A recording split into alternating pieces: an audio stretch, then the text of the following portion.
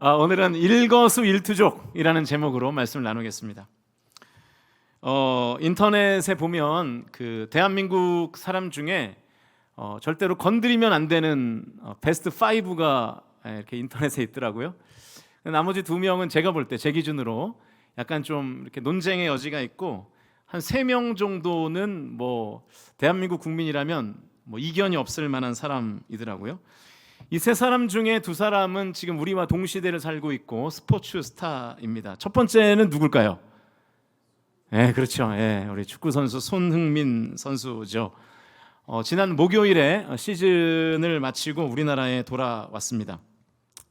사실 올 시즌에 대표팀에서 뭐 불미스러운 일이 있어서 마음고생도 많았고, 또 뭐 아시안컵 뭐 여러 가지 이렇게 대표 선수로 차출이 되면서 체력적으로 좀 힘들었을 겁니다. 이렇게 몸고생과 마음고생을 하면서도 영국 프리미어 리그에서 그 10-10 클럽이라 그러죠. 이렇게 10골 이상 그리고 어시스트 10개 이상을 하는 아주 대기록을 일궈냈죠. 정확하게 말하면 17골을 넣었고요. 10어시스트를 기록했습니다. 대한민국에서도 절대로 건드리면 안 되는 우리와 동시대를 사는 스포츠 스타 또 누가 있을까요? 나오네요. 김연아 선수죠. 이 피겨의 불모지 같았던 우리나라에서 당당히 금메달도 따고, 은메달을 또 땄지만 사실상 금메달이었죠. 이렇게 사실상 금메달 2개를 들어올린 아주 입지전적인 인물입니다. 이 2 레전드는 지금 우리와 동시대를 살고 있고요.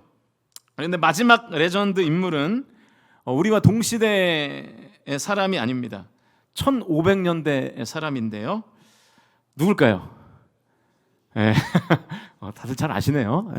우리 충무공 이순신 장군입니다. 이 이순신 장군을 소재로 하는 드라마마다 뭐 시청률이 어마어마하고요. 이순신이 주인공인 영화의 관객 수는 그 관객 수가 또 어마어마합니다. 2014년도에 최민식이라는 배우가 열연한 이 명량이라는 영화가 우리나라 영화 중에 역대 최대 관객 수인데 1760만 명이 봤답니다. 우리 유튜브는 100명도 안 보는데 1760만 명이 봤대요. 작년 12월에 또 이 이순신 장군을 소재로 한 노량이라는 영화가 개봉됐었는데 관객 수가 448만이었습니다. 근데 여러분, 요즘 이 정도면 스코어가 괜찮은 거예요. 왜냐하면 그 요즘은 영화관을 보는 영화관을 가서 보는 시대가 그 아니거든요. 그러니까 다 휴대폰으로 무슨 영화를 다 보기 때문에 영화관은 잘 안 가는데, 재밌는 것은 448만 정도 들었으면 괜찮게 든 거예요. 그런데 이 관객 수를 알리는 대부분의 기사의 헤드라인이 뭐였냐면 흥행참패였습니다. 500만이 가까이 들었는데도 흥행참패라는 거예요. 그러니까 왜 그렇게 생각하느냐? 이순신을 내세워서 영화를 만들었는데 적어도 1000만은 넘어야 된다는 거죠. 그것이 우리 사람들의 인식 속에 있는 것입니다. 이 정도로 우리나라 사람들이 이순신 장군을 대단하게 보고 있는 거죠. 그래서 무슨 일이 있어도 이순신 장군을 절대 건드리면 안 되는 거예요. 제가 오늘 좀 건드려 보려고요. 우리끼리니까. 여러분, 왜 이순신 장군이 이렇게 시대를 초월하는 영웅이 됐을까요? 반대로 그 이순신 장군과 대척점이 서 있는 당대의 인물이 있었습니다. 혹시 누군지 아십니까? 원균이었어요. 이 원균은 이순신 장군을 모함했고 이순신 장군의 공을 가로챈 인물로 우리에게 기억되어 있습니다. 그러니까 우리나라 사람들이 원균을 얼마나 미워하겠습니까? 이순신을 사랑하는 만큼 원균을 미워하는 거예요. 왜 우리나라 사람들에게 이순신은 그토록 사랑을 받고 원균은 그토록 미움을 받을까요? 그 이순신 장군과 원균의 아주 대조적인 차이가 있는데, 그 차이가 뭐냐면 이순신은 기록을 남겼고 원균은 기록을 남기지 않았다는 것입니다. 그 이순신 장군이 남긴 대표적인 기록이 뭡니까? 난중일기잖아요. 그 유명한 이순신 장군의 어록 중에 하나가 뭐 사즉생, 생즉사, 죽고자 하면 살고 살고자 하면 죽을 것이다. 이게 난중일기에 있는 내용이거든요.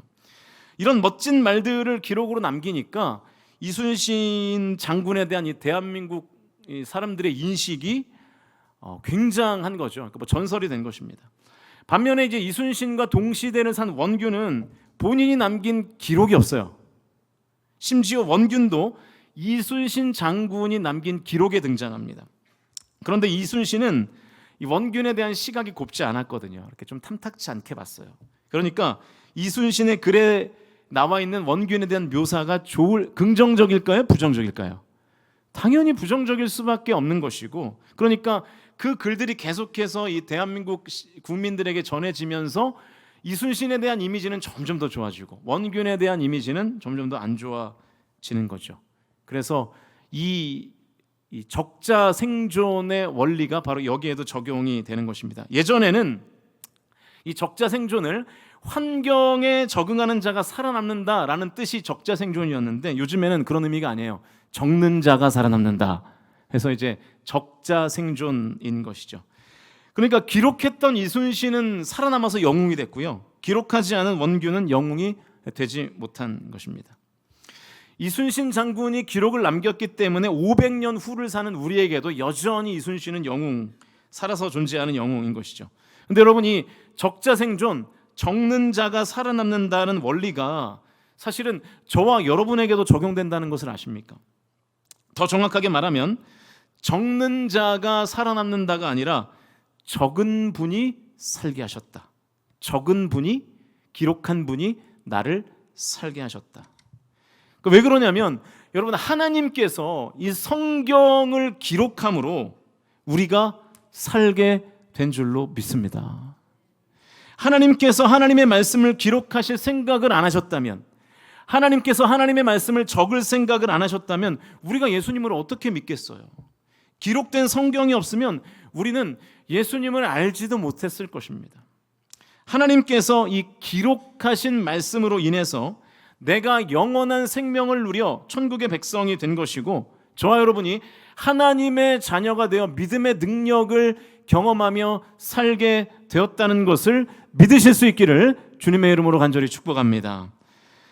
사랑의 하나님께서 우리에게 사랑을 베푸시는 여러 가지의 방법들이 있는데요, 마음의 평안을 주시기도 하고, 고난을 이기게 하시기도 하고, 이 선순환의 삶을 이 땅 가운데 허락하심으로 우리를 형통케 하심으로 우리에게 사랑을 베풀기도 하시죠. 그러나 저는 하나님의 최고의 사랑 표현은 하나님께서 말씀을 기록하신 것이라고 믿습니다. 여러분 한번 생각해 보세요. 만약에 하나님의 말씀을 이렇게 글자가 아니라 소리로만 우리에게 주셨다면 지금 우리가 아는 만큼 하나님을 알 수 있겠습니까? 우리가 지금 이렇게 믿는 만큼 우리가 하나님을 잘 알고 믿을 수 있겠냐고요. 그런데 여러분, 실제로 하나님의 말씀과 하나님의 일하심이 소리로만 존재하는 시대가 있었다는 것을 아세요? 제가 이 설교를 준비하기 위해서 지금으로부터 24년 전에 공부했던 책을 다시 한번 꺼내봤어요. 제 목양실 서재에 그 책이 아직도 있더라고요. 구약 개론이라는 책인데요, 신학교 1학년 때 제가 공부했던 책입니다. 이 책에 보면 구약 성경이 형성되고 정경화가 되는 과정을 6단계로 구분해요. 제가 그림으로 준비했는데 보여주세요. 이 첫 번째 단계는 원계시 단계입니다. 여기서 원자는 근원 원자예요. 그러니까 계시의 근원이 있는 단계였다는 거죠. 여기서 말하는 계시의 근원은 하나님의 말씀 자체, 하나님의 일하심 자체를 뜻하는 것입니다. 두 번째 단계가 이제 구전 단계인데요, 원계시를 경험한, 다시 말하면 하나님의 일하심을 몸소 경험하고 하나님의 음성을 직접 들었던 사람들이 입에서 입으로 다른 사람들에게 하나님의 말씀과 하나님의 행동을 전해주는 단계를 말하는 것입니다. 세 번째 단계가 이제 구전된 이야기를 단편적으로 이제 기록하는 단계예요. 네 번째 단계가 단편적인 기록들을 수집하는 단계. 다섯 번째 단계는 그 수집된 기록들을 이제 성서로, 성경으로 묶는 단계. 마지막 단계는 구약 39권, 신약 27권을 정경화하는 단계. 이렇게 그러니까 성경의 형성 과정을 이렇게 6단계로 나눕니다. 그런데 이 6단계 중에 2단계에서 3단계로 넘어가는, 그러니까 구전의 단계에서 기록의 단계로 넘어가는 이 과정이 없었다면 지금 우리는 하나님의 말씀을 기록된 문자로 볼 수 없는 것입니다. 하나님이 하신 말씀과 하나님이 하신 행동이 사람들의 입으로만 전해졌다면 여러분, 하나님에 대한 얼마나 많은 왜곡과 변형이 일어났겠습니까? 여러분, 소문이 그렇잖아요. 소문이 A라는 사람이 어떤 상황을 보고, 예를 들면 어떤 사람이 라이터로 불을 켰어요. 그런데 그 라이터를 불을 켰다는 사실이 한 사람을 지나고 또 한 사람이 지나고 또 한 사람이 지나면 어떤 사람이 우리 집에 불 냈다 이렇게 되는 거잖아요. 그죠? 그게 소문의 속성 아니겠어요? 제가 실제로 경험했던 일인데 제가 2001년도에 군입대를 했습니다. 네, 제가 얼마 전에도 말씀드렸지만 저는 강원도 인제 원통에 있는 12사단에서 군 생활했습니다. 제가 박동근 장로님이랑 같은 군대예요. 네. 네. 여러분은 아마 제가 악기를 다루는 모습을 거의 못 보셨을 거고 아마 보신 분들은 제가 기타 치는 정도의 모습만 보셨을 텐데 제가 드럼을 좀 칠 줄 압니다. 일부 때는 좀 놀라시던데. 네. 물론 우리 박영식 전사님이나 성훈이처럼 이렇게 프로그룹으로 치지는 못하지만 그리고 이제는 안 친 지가 하도 오래돼서 잘 못 칠 것 같은데 드럼을 제가 아주 조금 칠 줄 알아요. 조치원 교회에서도 가끔 친 적이 있었고요. 또 충무교회에서도 제가 파트 사역할 때 제가 심지어 금요 심야 예배 드러머였습니다. 네. 아무튼 제가 드럼을 좀 칠 줄 아는데 그래서 2등병 때 자대 배치를 받고 이제 주일에 종교 행사를 하잖아요. 그래서 교회를 갔어요. 교회를 갔더니 이 군종 선임이 저한테 다룰 수 있는 악기가 뭐냐고 물어보더라고요. 그래서 제가 당시에 이제 모교에서 드럼을 좀 쳤기 때문에 드럼을 좀 칠 수 있다 그러니까 그날 바로 저를 드럼 자리에 앉히는 거예요. 드럼을 시키더라고요. 그런데 또 여러분 또 저의 성품을 아시겠지만 제가 또 하면은 적당히 안 하고 아주 파이팅 있게 하거든요. 드럼을 거의 막 부실 정도로 쳤어요. 세게 쳤어요.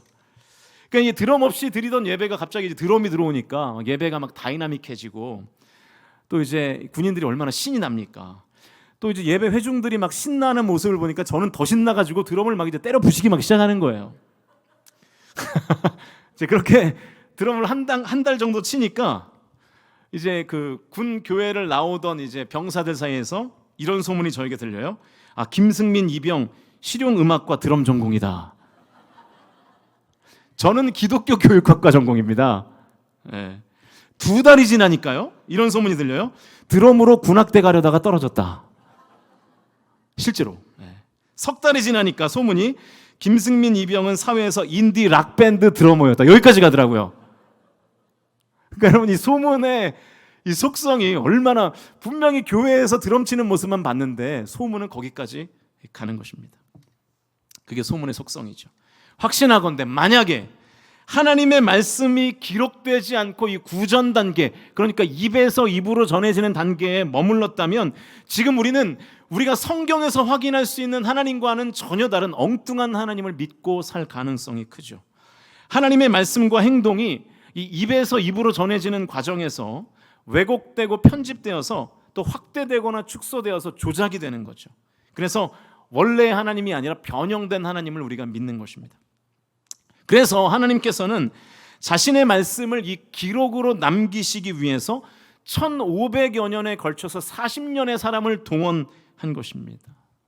여러분 이게 얼마나 우리에게 큰 은혜인지 몰라요. 하나님의 사랑 덕분에 우리는 보이지 않는 하나님을 말씀을 통해서 우리가 직접 눈으로 볼 수 있게 되었고 그 말씀을 힘입어 그 말씀을 쫓아 살게 된 것입니다. 그리고 이 성경에 기록된 그 하나님께서 오늘 나의 삶에 개입하시고 일하신다는 것을 믿어 하나님의 말씀에 의지하여 하나님을 의지하고 하나님을 의지하여 받는 위로를 오늘 이 예배 가운데 저와 여러분 모두가 경험하실 수 있기를 주님의 이름으로 간절히 축원드립니다. 물론 이 성경이 하나님의 말씀이라고 해서 하나님이 직접 하신 말씀과 행동만 기록된 것은 아니고요. 성경에 수많은 사람들의 이야기가 기록되어 있죠. 제가 이 기록에 대한 이야기를 왜 이렇게 장황하게 하냐면 오늘 본문을 보면 하나님의 말씀을 기록하는 도구로 사용된 사람이 나오기 때문이에요. 오늘 본문의 시점에서 배경을 먼저 좀 설명을 드리면 지금 사도 바울은 2차 전도 여행 중입니다. 오늘 본문 직전에 바울과 실라가 이 루스드라라는 지역에서 복음을 전했고요. 그리고 많은 열매가 있었습니다. 그리고 이제 루스드라에서 디모데를 만나서 디모데가 바울의 전도팀에 합류해요. 지도를 좀 보여주시면 지금 지도상의 저 지역들은 지금으로 말하면 튀르키예 지역인데요. 그러니까 이제 루스드라, 저 빨간 동그라미가 되어 있는 루스드라 지역에서 바울 일행은 바울과 실라가 디모데를 만난 지역이 저 루스드라 지역이고요. 그래서 이 바울과 실라가 루스드라에 갔다가 디모데를 만나서 이제 동행을 하게 됩니다. 본문을 읽겠습니다. 6절과 7절 앞부분까지의 말씀 같이 읽어보겠습니다. 시작. 말씀을 전하지 못하게 하시거늘 그들이 부르기아와 갈라디아 땅으로 다녀가 무시아 앞에 이르러 비두니아로 가고자 애쓰되 예수의 영이 허락하지 아니하시는지라. 자, 다음 지도를 보여주시면요.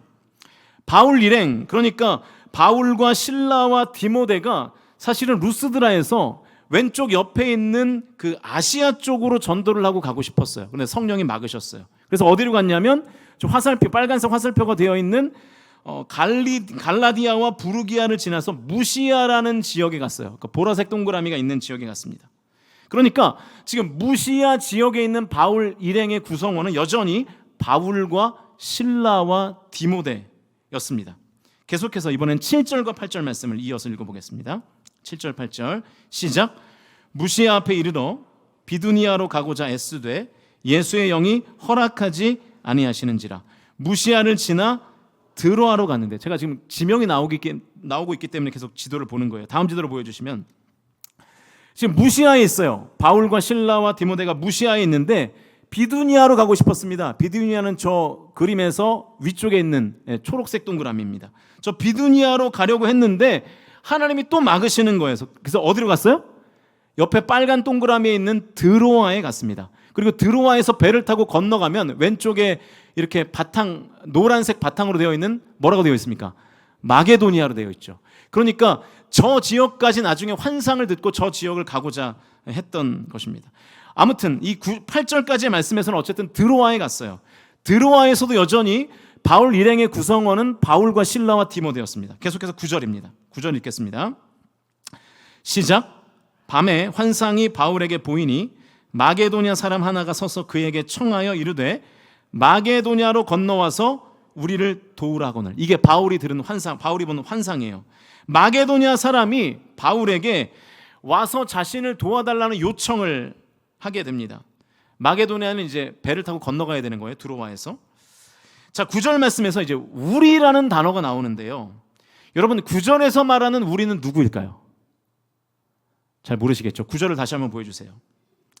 자, 제가 읽겠습니다. 밤에 환상이 바울에게 보이니 마게도냐 사람 하나가 서서 그에게 청하여 이르되 마게도냐로 건너와서 우리를 도우라 하거늘. 여기서 우리는 누굴까요? 마게도냐 사람이에요. 자, 그러면 이제 오늘 본문에서 가장 중요한 말씀입니다. 10절 말씀. 10절 같이 읽겠습니다. 시작. 바울이 그 환상을 보았을 때 우리가 곧 마게도냐로 떠나기를 힘쓰니 이는 하나님이 저 사람들에게 복음을 전하라고 우리를 부르신 줄로 인정함이라.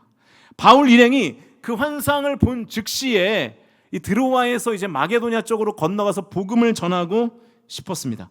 제가 오늘 본문에서 제일 주목하고 싶은 부분은 사실 오늘 본문의 내용이 아니고 본문의 표현입니다. 바로 이 표현이에요. 우리가 그리고 우리를 이라는 표현입니다. 여러분 10절에서 말하는 우리는 누굴까요?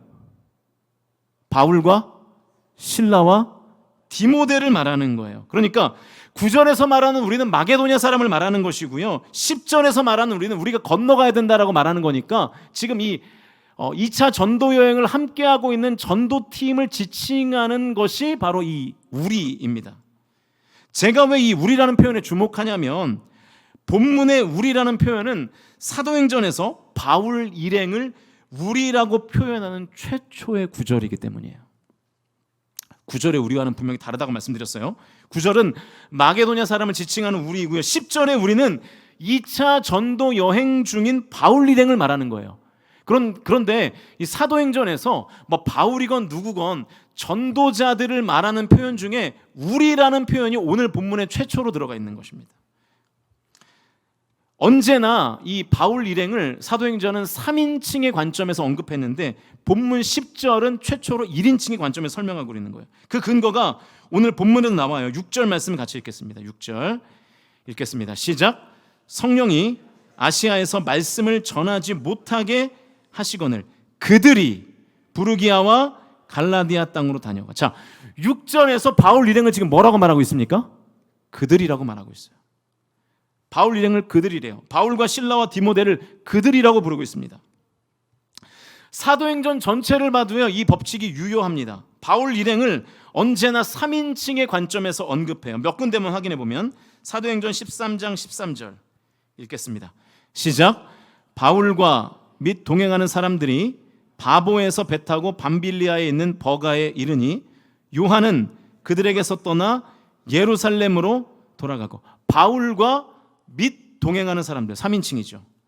14장 14절 읽어볼까요? 여러분 좀 힘드니까 좀 크게 읽어주세요. 읽겠습니다. 시작. 두 사도 바나바와 바울이 듣고 옷을 찢고 무리 가운데 뛰어들어가서 소리질러. 두 사도 바나바와 바울, 여전히 3인칭적인 표현입니다. 한 군데만 더 보겠습니다. 15장 2절 읽겠습니다. 시작. 바울 및 바나바와 그들 사이에 적지 아니한 다툼과 변론이 일어난지라. 형제들이 이 문제에 대하여 바울과 바나바와 및 그 중에 몇 사람을 예루살렘에 있는 사도와 장로들에게 보내기로 작정하니라. 여전히 바울 및 바나바 3인칭입니다. 사도행전이 바울 일행을 언급할 때 오늘 본문 16장 10절 이전까지는 언제나 바울 일행을 3인칭으로 언급했어요. 그런데 처음으로 16장 10절에서 두로아에 있는 바울 일행을 우리라고 말하는 거예요. 여기까지 여러분 이해되시죠? 어려워요? 이해되시죠?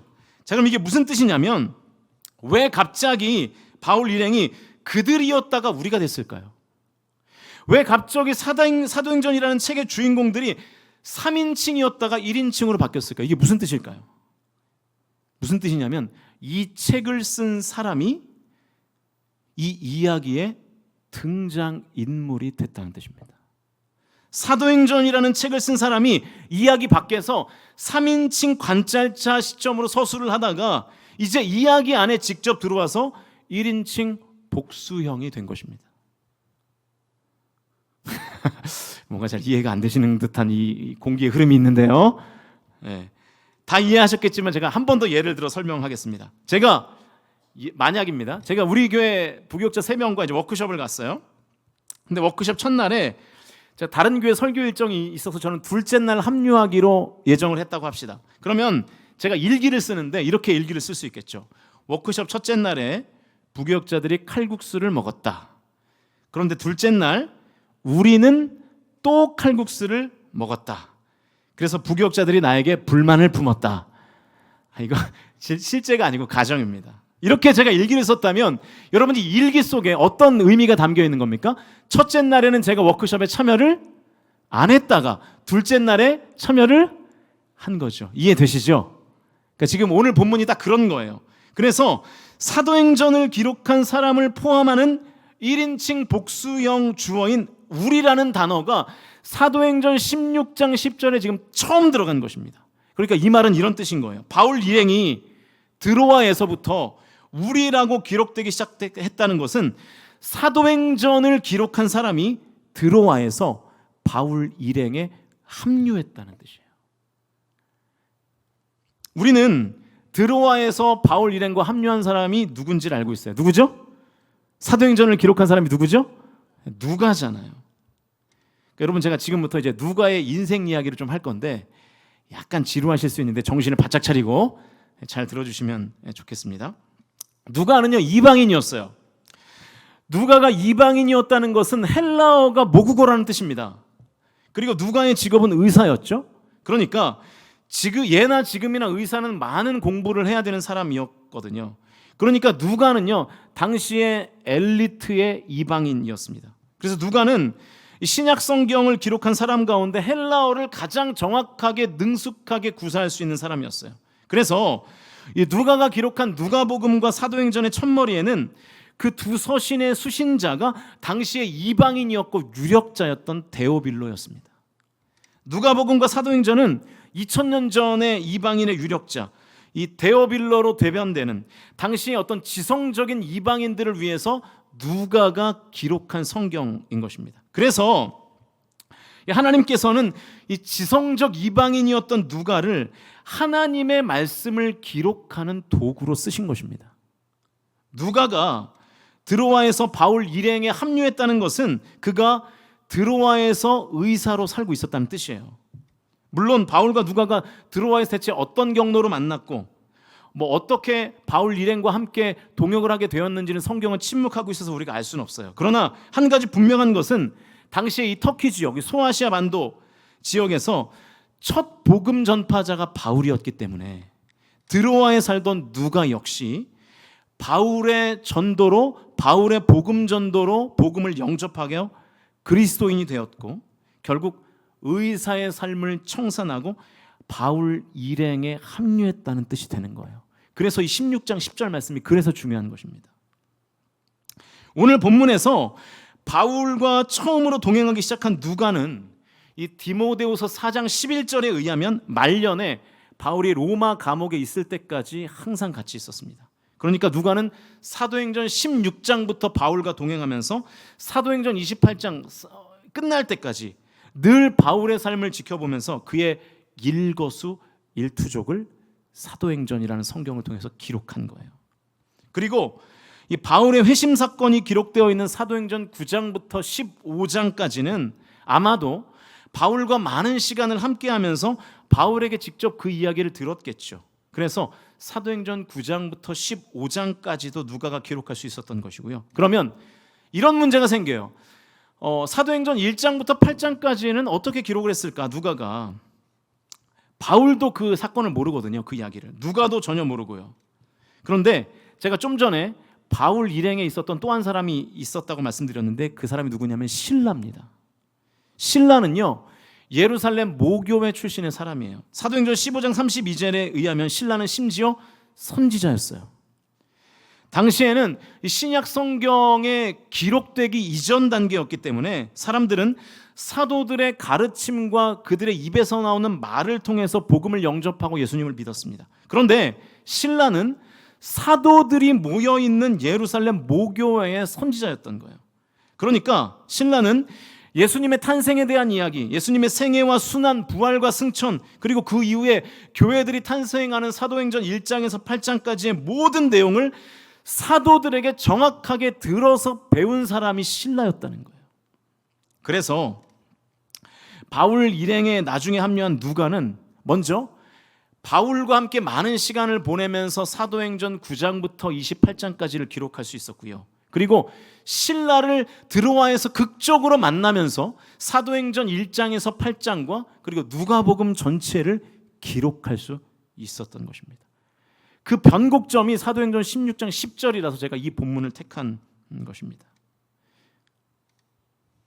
그리고 우리는 그가 기록한 누가복음을 지금 우리가 읽게 되면서 예수 그리스도를 더 깊이 알게 되었고, 또 사도행전을 통해서 초대교회에서 어떤 일이 일어났는지를 우리는 깨닫게 되었고, 사도 바울을 통해서 인류의 역사 속에서 하나님의 섭리가 어떻게 이루어지는지를 우리가 성경을 통해서 확인할 수 있게 된 것입니다. 제가 무슨 얘기가 하고 싶은 거냐면, 하나님께서 이방인인 누가를 동원하셔서 바울과 동행하게 하시면서 또 실라와 동행하게 하시면서 바울의 일거수일투족을, 그리고 교회의 태동 스토리를, 그리고 예수님의 생애와 공생애의 기간에 있었던 수많은 일들을 기록하게 하셨다는 거예요. 여러분, 이것이 그냥 기록하게 하셨나 보다 생각할 수 있겠지만, 여러분, 우리에게 굉장히 중요한 소망의 메시지가 됩니다. 왜냐하면 하나님은 바울의 하나님만이 아니시기 때문이에요. 사랑하는 성도 여러분, 바울이 믿었던 하나님이 바로 우리가 믿고 있는 하나님이신 줄로 믿으실 수 있기를 주님의 이름으로 축원드립니다. 그러므로 잘 들으세요, 여러분. 그러므로 바울의 삶을 예측 불가능한 방법으로 누가를 통해서 기록하게 하셨던 그 하나님은 나의 삶 역시 하나님께서 하나님의 방법으로 영원히 기록하고 계신다는 것을 저와 여러분이 믿으셔야 돼요. 다만 나의 이야기는 성경에 들어가지 않을 뿐이에요. 여러분, 엘리야의 과부 이야기를 잘 아시죠? 과부는 엘리야 선지자의 말을 하나님의 명령으로 받들고 마지막 남은 밀가루와 기름으로 빵을 만들어서 엘리야를 먹였습니다. 그날 그 자리에는요, 엘리야와 과부 말고는 아무도 없었어요.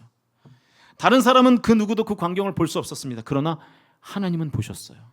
다 보시고 그 과부의 순종의 믿음을 성경에 기록하셨죠.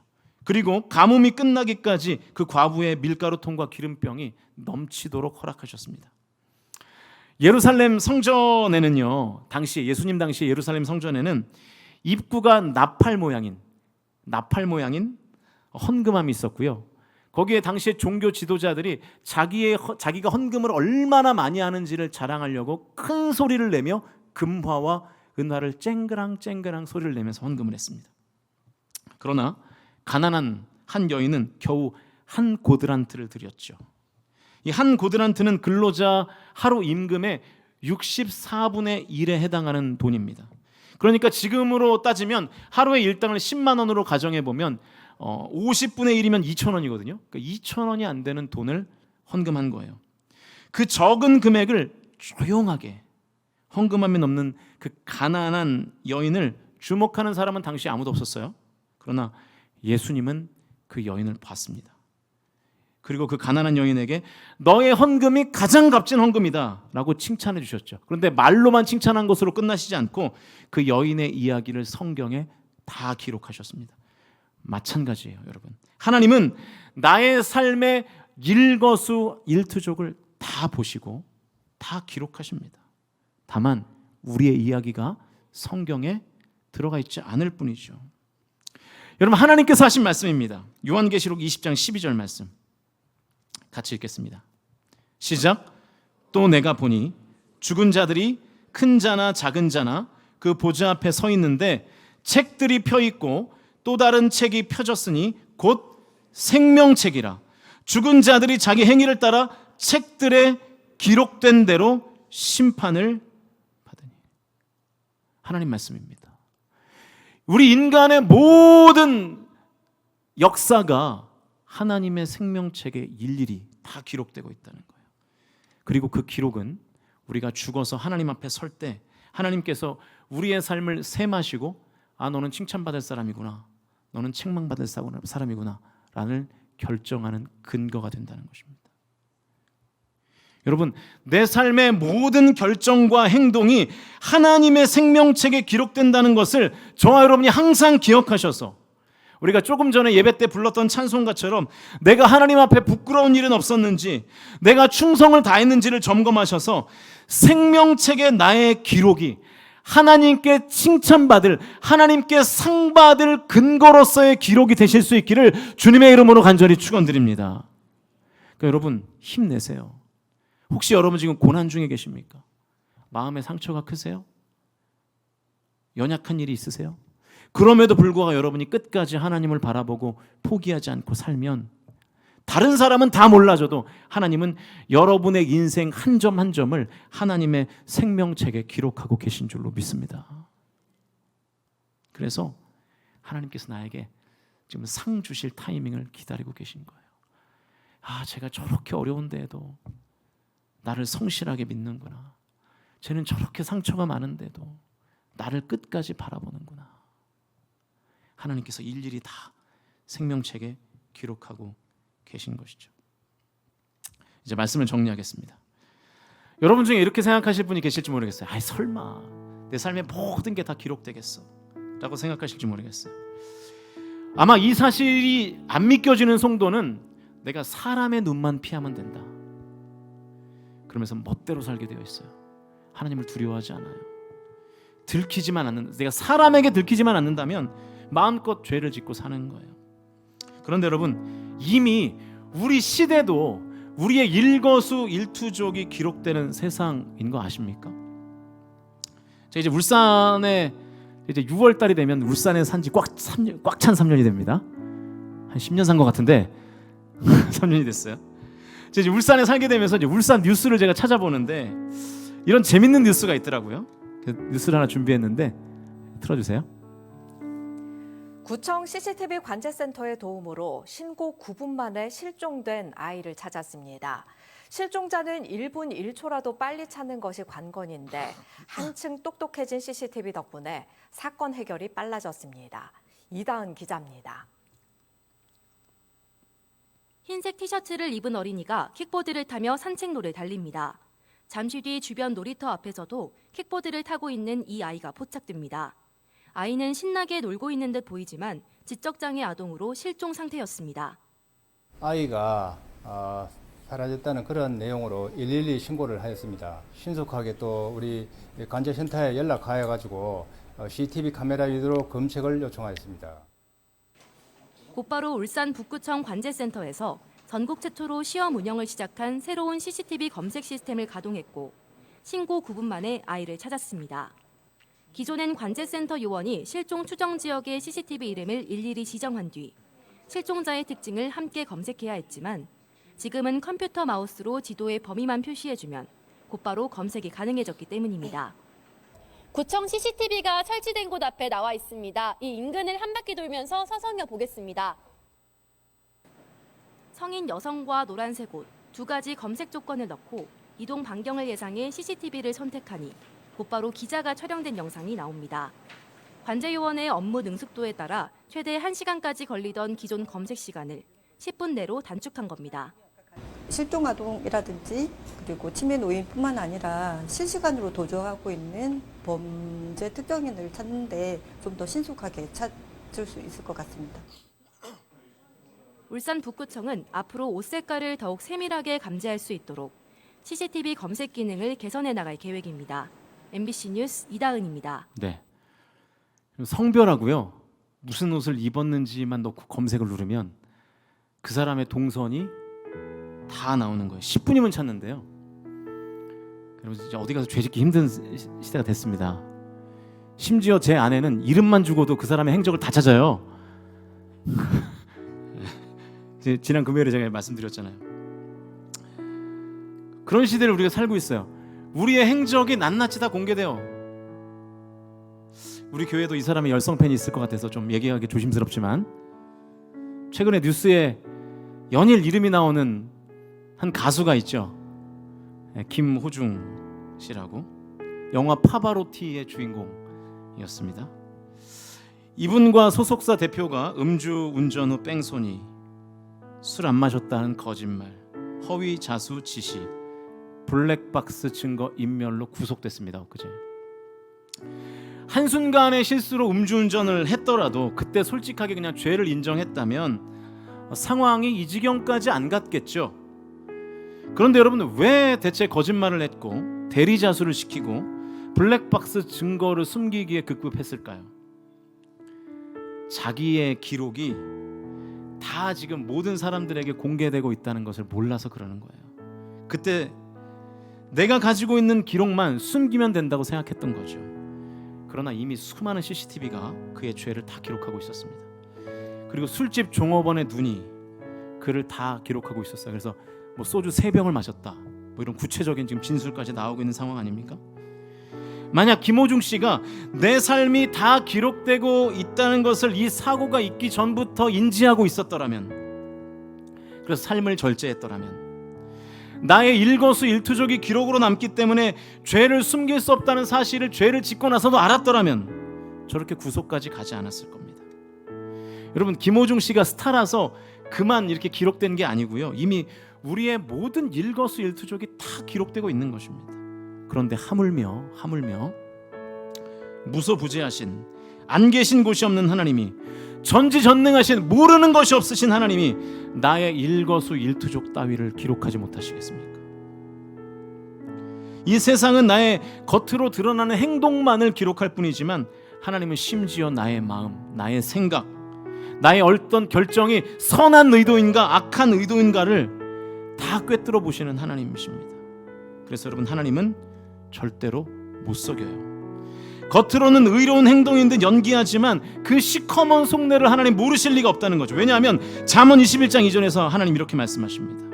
우리 화면을 보시면서 같이 읽겠습니다. 시작.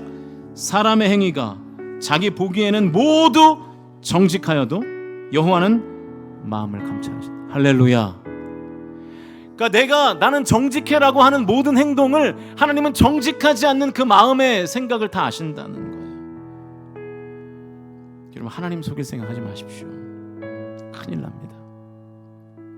하나님이 다 감찰하시고 다 기록하셔서 나에게 책망할 근거로 쓰신다는 거예요. 여러분, 근데 반대의 경우도 마찬가지예요. 내가 겉으로 아무 일도 없는 것처럼 덤덤하게 살아가지만 내 삶에 고난이 있어요. 어려움이 있어요. 결핍이 있어요. 그럼에도 불구하고 그 모든 고난과 어려움을 끝끝내 하나님께만 고하며 신실하게 살아가는 성도들의 삶을 하나님 다 아십니다. 그리고 하나님의 생명책에 여러분의 그 믿음의 선한 싸움을 다 기록하세요. 그리고 그 기록을 근거로 여러분에게 상을 주실 줄로 믿으실 수 있기를 주님의 이름으로 축원드립니다. 그러므로 여러분, 사람들이 모른다고 죄 가운데 있다면 회개하고 돌아오실 수 있기를, 겉으로는 의로 치장하고 있지만 속으로는 악을 품고 있는 분이 계시다면 지금 회개하셔서 돌아오십시오. 그리고 차마 겉으로는 티는 안 내지만 오늘 하루도 고난 중에, 아픔 중에, 상처 중에도 신실하신 하나님을 의지하며 죄의 유혹에 끌려다니지 않고 끝까지 믿음으로 사시는 모든 성도님들의 일거수일투족을 하나님께서 기억하시고 그리고 기록하실 줄로 믿으실 수 있기를 주님의 이름으로 축원드립니다. 그리고 그 성도들에게 하나님 상을 주실 것입니다. 하나님께서 나의 선한 싸움을 다 기록하셔서 상을 주실 근거로 삼으신다는 것을 믿고, 저와 여러분의 생애가, 저와 여러분의 모든 한 점 한 점이 하나님 앞에 상 줄 근거가 되시는 삶이 될 수 있기를 주님의 이름으로 간절히 축원드립니다.